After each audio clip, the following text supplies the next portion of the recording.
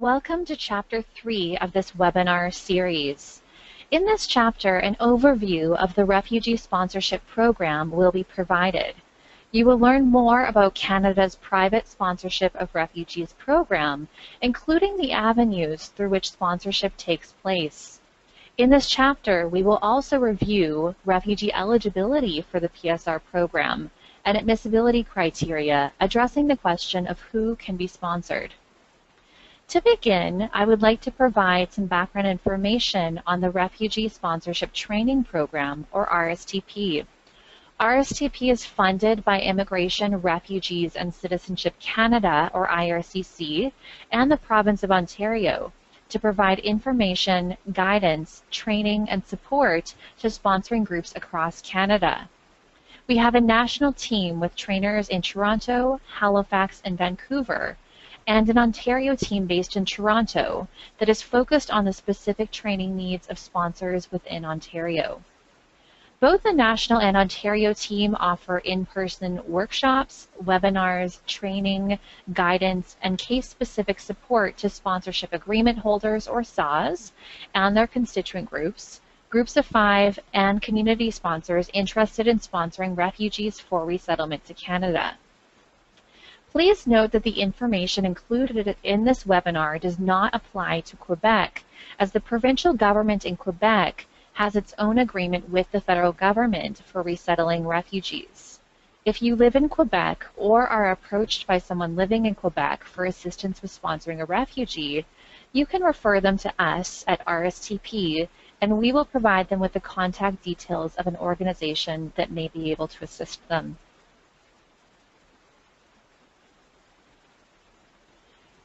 Displacement and resettlement. At the end of 2015, global forced displacement reached the highest level ever recorded, with the United Nations High Commissioner for Refugees, or UNHCR, reporting that 65.3 million people were displaced as of the end of 2015. UNHCR noted in its Global Trends report that refugees from Syria, Afghanistan, and Somalia accounted for more than half of the refugees under UNHCR's mandate in that year. Resettlement is one of the 3 durable solutions available to refugees in situations of protracted displacement, and a key physical and legal protection tool. Resettlement is unique in that it is the only durable solution that involves the relocation of refugees from an asylum country to a third country, including access to civil, political, economic, social, and cultural rights similar to those enjoyed by the nationals of the third country. The other 2 durable solutions are voluntary repatriation, or voluntary return, and local integration. We will look into all 3 durable solutions in more detail later in this webinar chapter. Over the past decade, UNHCR submitted more than 1 million refugees to states for resettlement. Submissions for 2015 were the highest recorded during this period at 134,000. In 2015, Canada received the 2nd highest number of submissions from the UNHCR. 107,000 refugees were admitted for resettlement in 30 countries in 2015, representing just 0.66% of the refugees under UNHCR's mandate. For 2017, UNHCR estimates the global resettlement needs to be over 1,190,000 persons, with Syrians accounting for 40% of this figure. Canada's refugee sponsorship programs offer resettlement opportunities for refugees around the world. The Government of Canada offers 4 programs under which refugees can be sponsored for resettlement to Canada. And in this next section, part 2 of the webinar, an overview of Canada's refugee sponsorship program will be provided. The Government of Canada offers 4 programs under which refugees can be sponsored for resettlement to Canada: the Government Assisted Refugee Program, or GAR program, the Joint Assistance Sponsorship Program, or JAS program, the Blended Visa Office Referred Program, or BVOR program, and the Private Sponsorship of Refugees Program, or PSR program. Of all of the different streams for resettlement of refugees to Canada, the only stream that is not considered to be part of the PSR program are those who come through the GAR program. The PSR program is a very unique program. It is currently the only program in the world in which private groups can sponsor refugees for resettlement. The PSR program, which arose out of the 1976 Immigration Act and was implemented in 1978, introduced private sponsorship as a way for Canadians to become involved in the global resettlement effort. Resettlement is primarily conducted by state governments, but Canada's PSR program allows groups of individuals to supplement Canada's state-led resettlement efforts. Since its inception, the PSR program has contributed to the resettlement of over 195,000 refugees and persons in refugee-like situations who otherwise might not have been able to come to Canada. From November 4th, 2015 to September 11th, 2016, 11,239 Syrian refugees arrived in Canada under the PSR program. In the case of privately sponsored refugees, as seen on the left-hand side of the screen, the financial support and settlement support for the refugees comes completely from private sponsoring groups, not the government for the duration of the sponsorship, which is typically 1 year, or until the refugees become self-sufficient. The key points to keep in mind as these different categories of resettlement are reviewed is who provides the financial support, who provides the settlement support, whether the refugees are known to the sponsor or not prior to them being sponsored, and who has brought these refugees to the attention of the government if they are referred to the Government of Canada to be matched with a privately sponsoring group in Canada. For the most part, privately sponsored refugees have been chosen by sponsors themselves. For example, a family member of a refugee who is living in Canada, or perhaps an organization in Canada that has been made aware of a specific refugee or refugee family they would like to sponsor, would be able to identify them through the PSR program as seen on the left-hand side of this chart. Those who are sponsored through the Blended Visa Office Referred Program, or BVOR program, come through a cost-sharing program between the government and private sponsors. For 6 months of the year, the refugees are financially supported by the government through the Resettlement Assistance Program, or RAP program. And for the other 6 months of the year, the refugees are financially supported by a privately sponsoring group. All of the settlement support for the full year after the arrival of a BVOR individual or family is provided by the privately sponsoring group. The refugees that can access this program are referred to the government by the United Nations High Commissioner for Refugees, or UNHCR. In other words, if you are aware of someone you would like to sponsor, they are not able to be referred to the Blended Visa Office Referred Program. Those who come through the Joint Assistance Sponsorship Program, or JAS program, are refugees with special needs or particular needs that require extra support.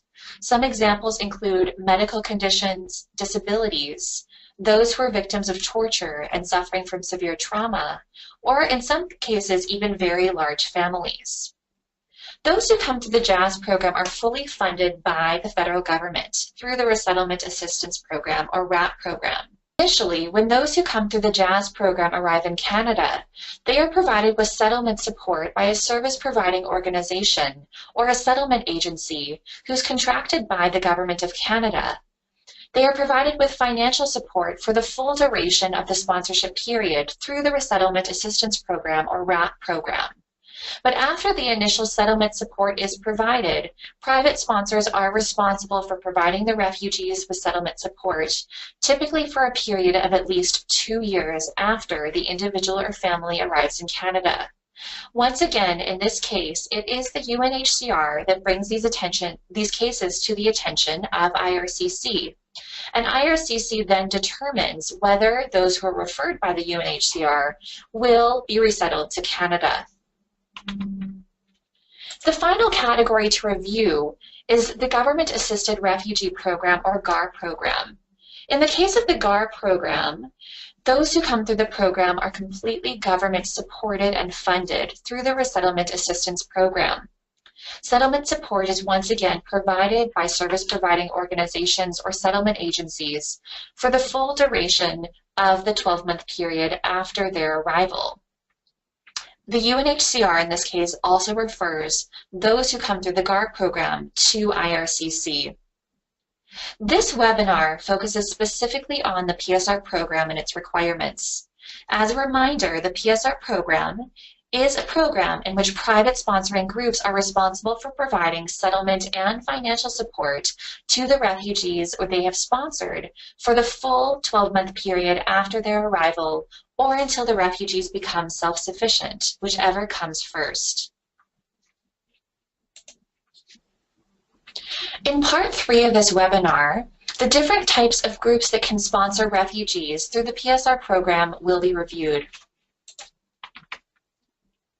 Under the PSR program and any other resettlement and sponsorship programs, the following groups are able to sponsor refugees for resettlement to Canada: sponsorship agreement holders and their constituent groups and co-sponsors, groups of 5, and community sponsors. Sponsorship agreement holders, commonly referred to by the acronym SAW, are incorporated organizations that have signed an agreement with the Minister of Immigration, Citizenship, and Refugees to sponsor refugees. This agreement enables them to sponsor refugees on an ongoing basis. There are currently, at the end of 2016, around 110 SAWs across Canada, excluding Quebec. SAWs are comprised of a variety of organizations, including faith-based organizations, humanitarian organizations, and newcomer settlement agencies. The majority of private sponsorship is done by SAWs. It is important to note that SAWs have a limit on how many refugees they can sponsor and from where they can sponsor them, that is administered through the CAPS system. SAWs do not need to submit proof of refugee status for the individuals they are sponsoring, regardless of their nationality. Those they sponsor can be living in refugee-like situations as long as they are eligible as refugees, but once again do not need to have a refugee status document in order to be sponsored. SAWs can authorize groups of people to sponsor refugees under their agreement. These groups are referred to as constituent groups. SAWs can also work with co-sponsors. Co-sponsors are individuals who sponsor refugees under a SAWs agreement, but usually only do this on a case-by-case basis. For example, someone may approach a SAW and ask them to help sponsor a refugee who's living overseas. That person may perhaps be a family member or someone who the sponsor is aware of. If the sponsor agrees, this person would become a co-sponsor, sponsoring under the SAWs agreement. Each SAW has a different arrangement for working with a constituent group or co-sponsor, and different arrangements for identifying and agreeing to work with a constituent group or co-sponsor. Groups of 5 are 5 Canadian citizens or permanent residents that come together to sponsor a refugee. Those who are part of a group of 5 must be 18 years of age or older, live in the same residential community, and have the financial capacity to sponsor both individually and collectively. The group of 5 must collectively have the settlement capacity to be able to support the individual or family they're sponsoring. They must also make a commitment to provide financial and settlement support for the full 12 months and demonstrate to IRCC at the time that the application is submitted that they have the finances available. They are assessed as sponsors on a case-by-case basis, and they are usually not regularly sponsoring refugees as a SAW would. They must submit a proof of refugee status for the individual or family being sponsored with the application package, unless they are Syrian and Iraqi. There are no limits placed by the government on how many refugees a group of 5 can sponsor or where they can sponsor them from. The only limitation would be the group's ability to demonstrate to IRCC that they can fulfill their settlement and financial responsibilities. If they are sponsoring someone through a group of 5, they will need to have a refugee status document that is provided by the United Nations High Commissioner for Refugees or by a foreign government, whoever has the authority to recognize refugees in the country of the individual that they are sponsoring from. Community sponsors are any organization, association, or corporation that sponsors refugees. They do not have to be incorporated, but they must be registered as a for-profit or not-for-profit organization, for example, as a business or charity. They must have the financial capacity and the settlement capacity to fulfill their 12-month sponsorship commitment. They must be located in the community where the refugee is expected to settle and demonstrate to IRCC that they have non-profit motivations behind the sponsorship. Like groups of 5, they are assessed as sponsors on a case-by-case basis, which means that if a community sponsor sponsors more than one principal applicant or submits more than one application, they will need to demonstrate on each occasion that they have the capacity to sponsor. Like a group of 5, a community sponsor must also submit a proof of refugee status for the individual they are sponsoring with the application package, unless they are Syrian or Iraqi, as there is a temporary exemption of the refugee status document for Syrians and Iraqis until September 2017. Like groups of 5, there are also no limits placed by the government on how many refugees a community sponsor can sponsor or where they can sponsor them from. The limit would be the group's ability to fulfill their settlement and financial responsibilities. The main difference between SAWS and community sponsors and groups of 5 is that SAWS have been pre-approved by the Government of Canada to sponsor refugees, whereas community sponsors and groups of 5 can only sponsor on a case-by-case basis and are assessed with each application they submit.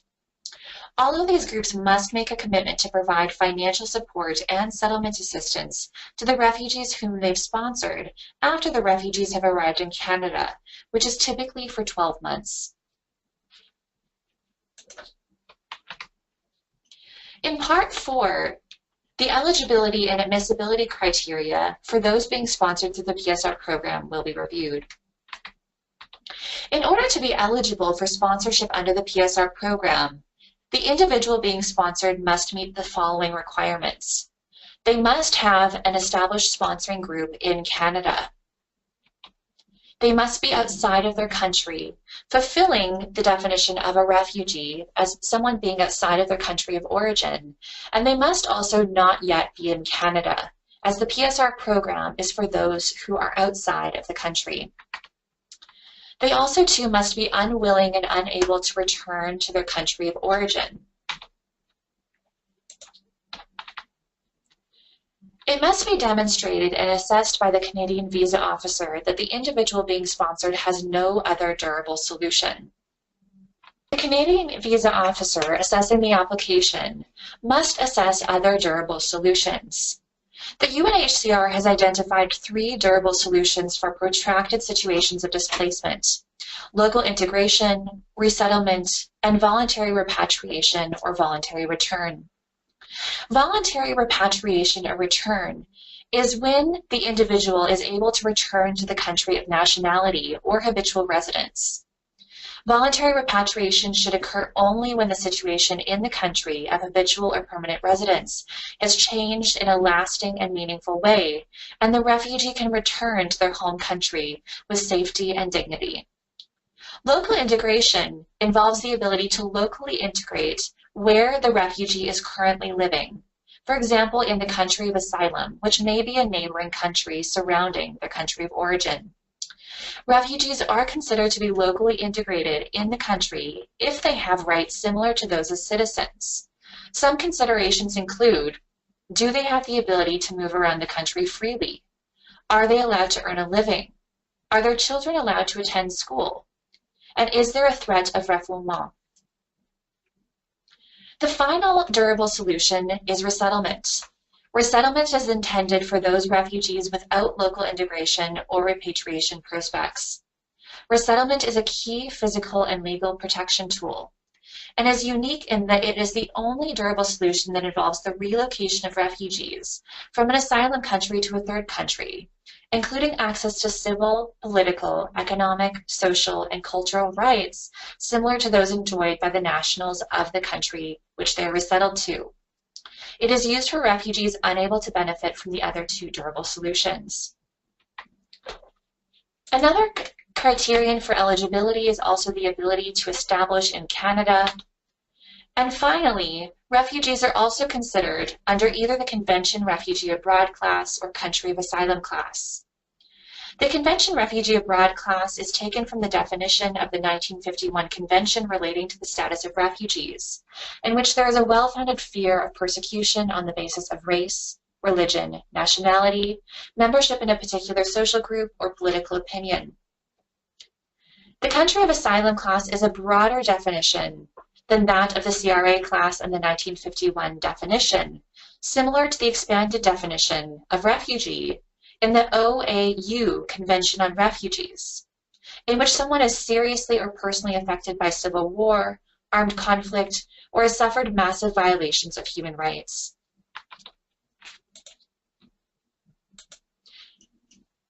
Admissibility is also a factor in the assessment of the application as well. A criminality check is done to screen for criminal offenses committed outside of Canada prior to the application being submitted. For example, some countries may criminalize certain kinds of activities, but this may not be a crime in Canada. Applicants are also screened for medical conditions that would pose a risk to the Canadian public. There is not screening done for medical conditions that would place excessive burden on the Canadian healthcare system, as is done with inland refugee claims. A security check is also conducted to ensure that the individual being sponsored has not engaged in armed conflict, been a member of a terrorist group or organization, been a member of a group that is engaged in subversive activities. And there's also a check as well to ensure that the individual has not committed any war crimes, crimes against humanity, terrorist acts, or genocide. Part 5 of this webinar will provide a review of some of the recent changes to the PSR program since September 2015. Starting in the fall of 2015, a number of changes were made to the PSR program. This included, for Syrian and Iraqi nationals, the extension of an exemption for the refugee status document that is typically necessary for sponsorship through a group of 5 or a community sponsor. The temporary public policy to facilitate the sponsorship of Syrian and Iraqi refugees by groups of 5 and community sponsors was originally put in place on September 19, 2015. The most significant aspect of this policy allowed for groups of 5 and community sponsors to assist with sponsoring Syrian and Iraqi refugees by waiving the valid proof of refugee status documentation. The normal requirement for an application, as mentioned earlier in this webinar chapter, is that a refugee status document must be provided for a group of 5 or a community sponsor application. Next, Syrian applicants are no longer expedited at the Centralized Processing Office in Winnipeg. As of August 18, 2016, applications are once again processed on a first-in, first-out, or FIFO basis, or processing method. Mail and email submissions are now allowed for all sponsoring groups.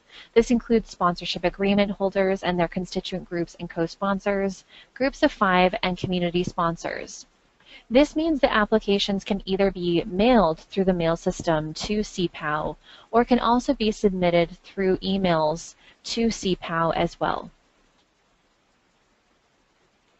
Some additional changes include that scanned signatures for both refugee and sponsor applications can now be provided. CPOW will also accept as well digital photos for applications that are sent electronically. Another change is that for the Blended Visa Office Referred program, all sponsoring groups can access BVOR profiles. This change has been in place since earlier in 2016. Another change that took place in 2016 is that the travel loan is no longer waived. Travel loans for all refugees interviewed March 31, 2016 or after are no longer waived. From November 2015 until March 2016, the travel loan had been waived by the federal government only for Syrians. Finally, the Interim Federal Healthcare Program was reinstated on April 1, 2016. On this day, Immigration, Refugees and Citizenship Canada restored the IFHP program to the levels of coverage that were available before 2012. This applies to all refugees resettled through the PSR program. This includes basic coverage, supplemental coverage, and also prescription drug coverage. This concludes Chapter 3 of the webinar series. For any further questions you may have about the Private Sponsorship of Refugees program or any of the content that has been covered in this chapter, you can use the contact information on the screen in front of you in order to contact Melissa or Sunit. Thank you very much for your interest in the PSR program and for your involvement with the SSP.